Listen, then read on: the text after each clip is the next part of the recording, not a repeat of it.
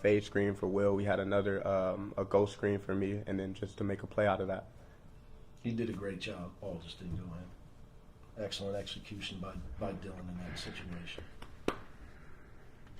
Third row in the middle. Coach Eric Lansing, second Kobe City Observer. Your role is multifaceted. You have to play the role of a mentor, disciplinarian, sometimes a teacher. When you reflect on the 23-24 team, what will you think of this team? I would need time for that. I would tell you just off the top of my head,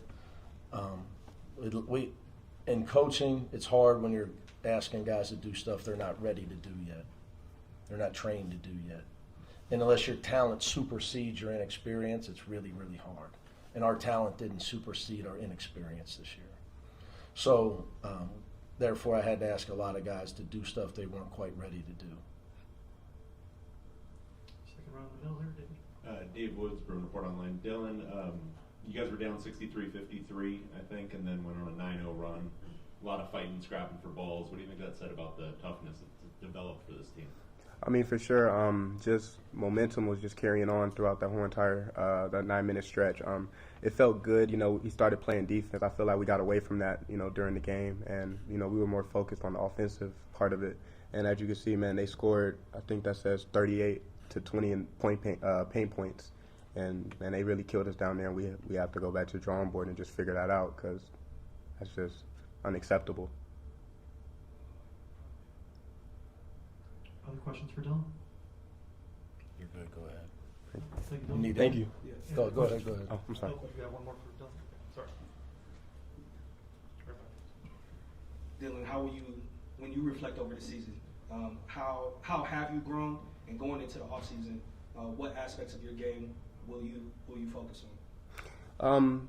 Just working on, being more of a leader, more a vocal leader, and just being an extension of Coach Cronin as well.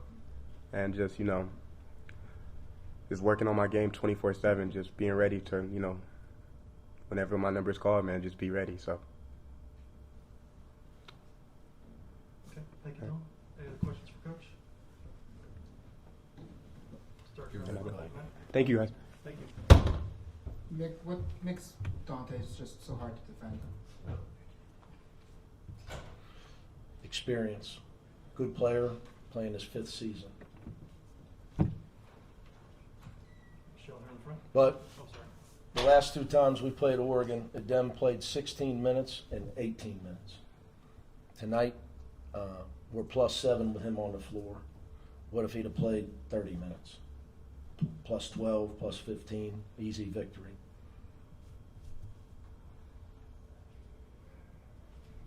Michelle. You guys saw the same stuff I saw, and I've already watched it on the video.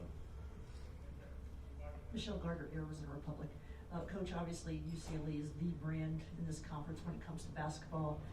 Your last Pac-12 game, can you kind of talk about your thoughts on, the Pac-12? And, Sad. I think I would only hope. I think I know this because I follow it close, although I've never spoken to our head of the NCAA, Mr. Baker. He's doing everything he can to save college sports, literally everything he can. And all you got to do is look at what happened to this great conference, and realize it can happen to all of college sports. Like, people with all this stuff, I'll throw something out, and people will say, "Well, that can't happen." I said, "Well, if you'd have met me 5 years ago and I'd have told you all this was going on, you'd have said, well, there's no way. You're not in the Big Ten. There's not collectives recruiting and paying players. Courts saying the NCAA, every time we have a rule, the court says you can't have one. I mean, it's, So here's what I got for you. And Fale Dante's making NIL money, and let's just assume it's better than what he can make professionally next year. He should get an attorney, and he should get an injunction so he can keep playing college. Because we lose every other case, the NCAA. And I know you're looking at me like, you're crazy. But why wouldn't he do that? Because in our co-eds, we're taking away his right to make a living. I bet he would win. I mean, every other case wins. So, I mean, the whole thing's nuts. But as far as the Pac-12 look at, I feel bad for the West Coast basketball fans then personally for UCLA fans, and mainly for the alumni that have hung so many banners and just been such a illustrious part of the Pac-12. You know, records and all, you know, all that stuff. Where's all that go? Like Don McLean, leading scorer in the history. I mean, what would, you know, I might have to go have a few cold ones with Don. He's going to be really depressed, I know him. Worried about him now that I say it. All right, guys. We good? Yep.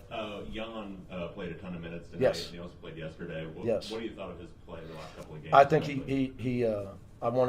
he's been a great kid all year, listening, trying every day. He's a great example of what you want as a coach. Yeah, you know, you ask kids, hey, whether you play or not, to come in, work your ass off, have a great attitude, and very few do that, and he does. So I was just rewarding him. And we have some other guys just not producing, or they don't listen. So I was just, you know, he listens and he tries. He does two things really, you know. So I just wish I could get him quit shooting off one foot. One more if I could. We saw a lot of growth, obviously, from Dylan, Jan, the last couple of games, Adai over the last month or so. How would you kind of balance, like, wanting to keep as many of these guys together? Yeah, you know, we just lost. I get it. We'll talk. Okay. We'll go over all. Let's get the hell out of here. I'm sure Dana's out in the hall. You know, look, it's all crazy. I mean, everybody's a free agent. So I mean, I know it's just the way it is. So we'll deal with it all. So, all right, man. All right, buddy.